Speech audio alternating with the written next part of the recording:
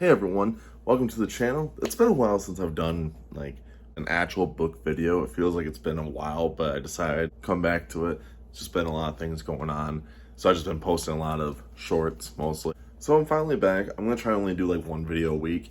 I'm in the process of like moving to a different apartment. So it's been really hectic, and I figured I'm just gonna post a book review a week or something like that. This is going to be a book review of Carrie. Now, Carrie is going to be a very interesting book. I figured I'm going to try and do maybe once a month of a Stephen King book review of a book I've read previously, and I'm going to just go into the multiverse of it. I don't think I'm going to do any connections with it yet. I might do a whole video of just like all the threads of it, maybe. If you guys want me to do that, comment down below. I think it could be kind of fun to try it out. Carrie. You guys all probably either seen the original, I think it was 1977 when the movie came out, the first one, and like the 2009 one, or you actually read the book. Now the movies, I actually thought the movies did a pretty decent job of just showing Carrie. I think the second one kind of fails at it more, but the original one does a really good job of just showing how Carrie is as a character, and I think that's what makes it fun. But like the book really sets a tone about how miserable Carrie is. And it really shows the eyes of a teenage girl who isn't the most attractive one, I should say.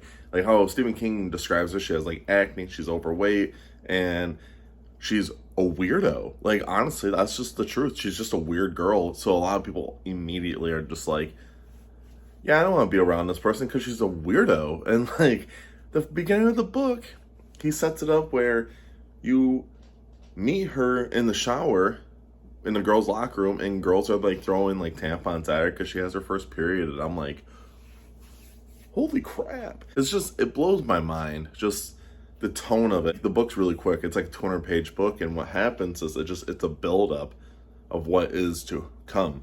Like all these things of all these people bullying Carrie, and then it doesn't even help that Carrie's mom, Margaret is an evil person.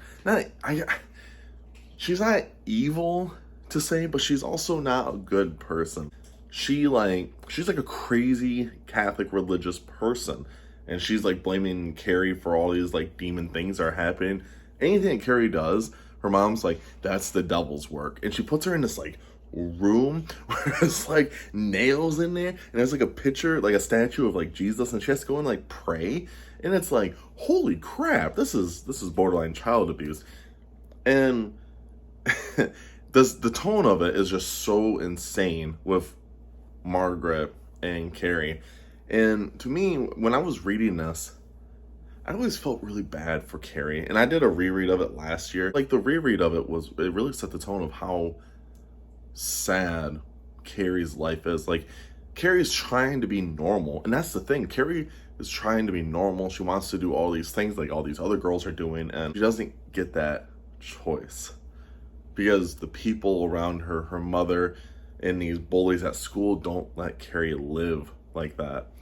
And that's what's really sad. She didn't go to the prom because, of course, she was in the incident, and her parents were like, you're not going because, well, you bullied Carrie, which is not what you should be doing. Which makes sense. I thought that made a lot of sense to me. So instead, she had her boyfriend take Carrie to the prom just to make Carrie feel good. I thought that was a really nice thing. I think that's what you should do. Now, what happens is, of course, you guys all know the pig blood. Carrie just goes on a rampage and just kills a bunch of dudes, and Carrie dies at the end. Like everyone knows what happens in this book, but like I guess with the book in general, I think it's just a really interesting way of how he did this, where he fights. It's tough to think about because it's like these are actions of someone who deals with a lot of trauma, depression, loneliness, rejection, all these things that Carrie is dealing with, and she finally gets a chance. She finally gets a little gleam of hope of becoming someone that isn't like that, and gets stripped away from her, and it just makes me sad. But I'm really happy with how I read the book. I mean, rereading this book really brought back a lot of memories. It's definitely not my favorite Stephen King book, but I'd probably put it more in the middle of all of his catalogs of books, because he has like 80 of the books, you know, like he has a lot of books. And I would definitely put it in the middle. I gave it like a 3.75 out of 5 star for rating. But in general, it was a good book, and I think a lot of people should definitely read it. Would it be the first book I would recommend from Stephen King? Yeah, I could say yes, because it's not like a huge, you don't have to like commit too much to it. It's just, you can literally read it one sitting. I think it's like 199 pages. Quick read, easy read. But there's a lot of other ones I could recommend as well. But of course, you guys should definitely check the book out. And yeah, make sure you guys like, comment, subscribe.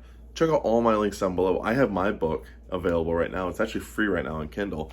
Also, my second book, The Path of Wolf, is coming out in May. So you guys should go pre-order it. That'd be awesome. But make sure you guys like, comment, subscribe. And make sure you guys stay safe, stay hungry, and tell someone you love them. I'll see you guys in the next video.